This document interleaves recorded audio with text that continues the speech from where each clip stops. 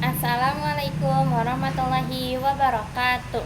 Perkenalkan, nama saya Daviatul Jinan. Saya di sini akan mereview buku yang telah saya baca, yang berjudul Racun di Sekitar Kita. Penulisnya Nurheti Yuliati, penerbitnya CF Andi Offset, tahun terbitnya 2008, jumlah halamannya 134 halaman, kategorinya kesehatan dan lingkungan.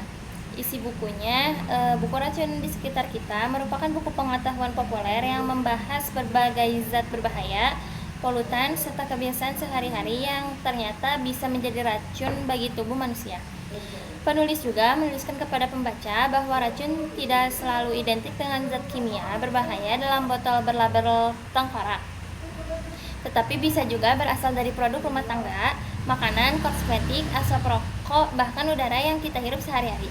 Pada bab awal membahas sejumlah bahan kimia berbahaya bisa mencemari berbagai jenis produk yang kita pakai sehari-hari, seperti kosmetik, obat nyamuk, bahan bangunan, pewangi, deodoran, pembersih lantai, bahan pencuci, pembersih, dan berbagai produk rumah tangga lainnya.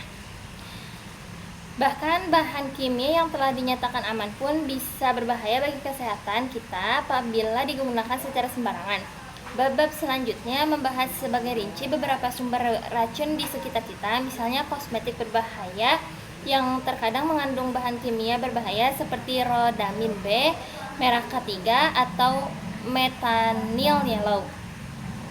Bahan-bahan ini sering ditemukan dalam perona pipi, bedak, hingga eyeshadow, padahal jelas berbahaya bila terserap oleh tubuh.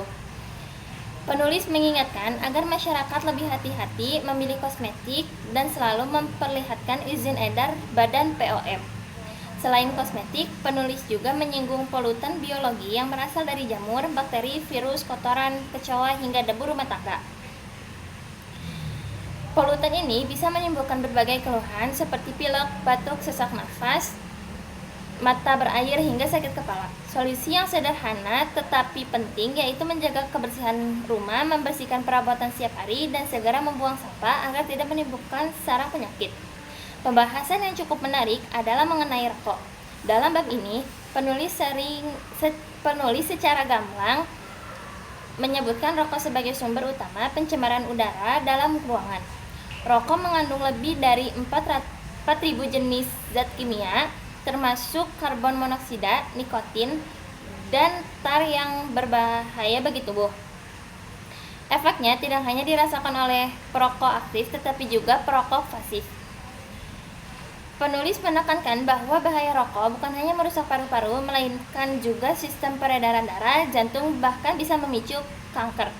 Tidak berhenti sampai di situ, buku ini juga membahas polusi udara yang sudah menjadi bagian dari kehidupan masyarakat perkotaan.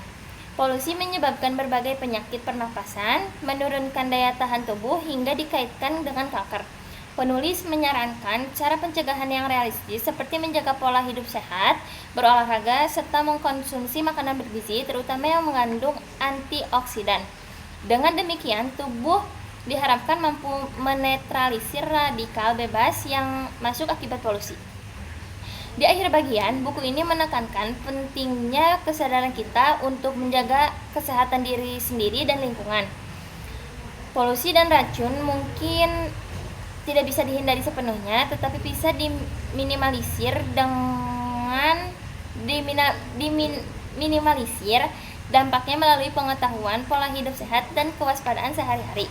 Kelebihan buku ini, bahasanya mudah dipahami. Penulis menggunakan bahasa yang sederhana sehingga cocok dibaca oleh pelajar maupun masyarakat umum.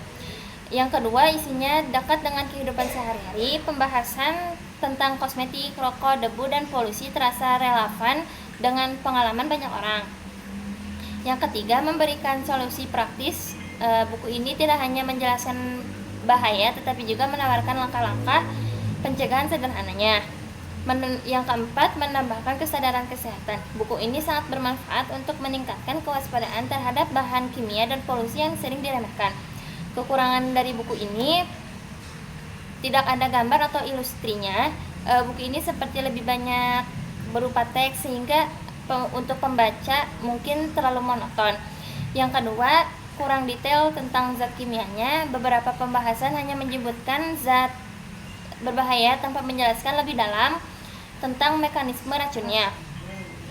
Kesimpulannya, secara keseluruhan buku Racun di Sekitar Kita ini layak dibaca oleh siapa saja yang peduli dengan kesehatan dan lingkungan.